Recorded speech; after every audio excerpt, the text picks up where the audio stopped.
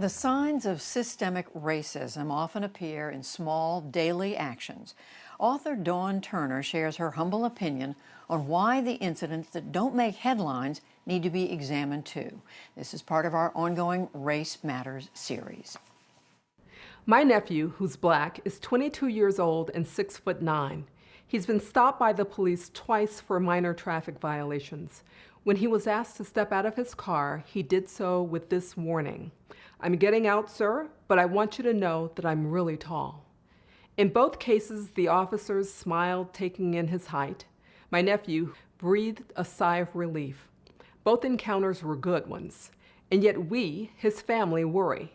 What happens if he runs into an officer unwilling to give him the benefit of the doubt, one who simply wants to cut him down to size? Black people know that there are good police officers out there. We want to believe that there are only a few bad apples. But imprinted on our brains are decades upon decades of painful images of encounters with the police. Officers sicking dogs on protesters, Rodney King being beaten, engulfed in a flurry of batons, and in the cell phone era, videos of men, women, and children dying at the hands of the police.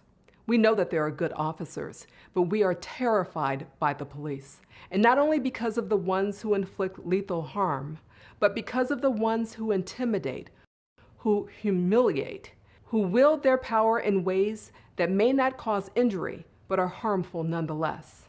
Black people, like everybody else, want law and order.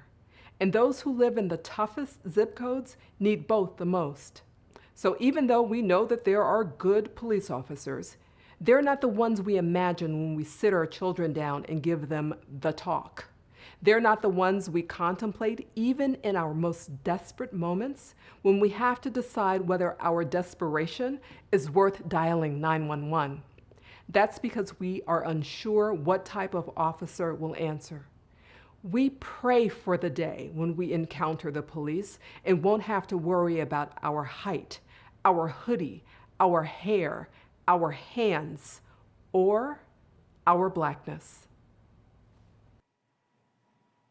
Dawn Turner, we thank you for giving us that to think about.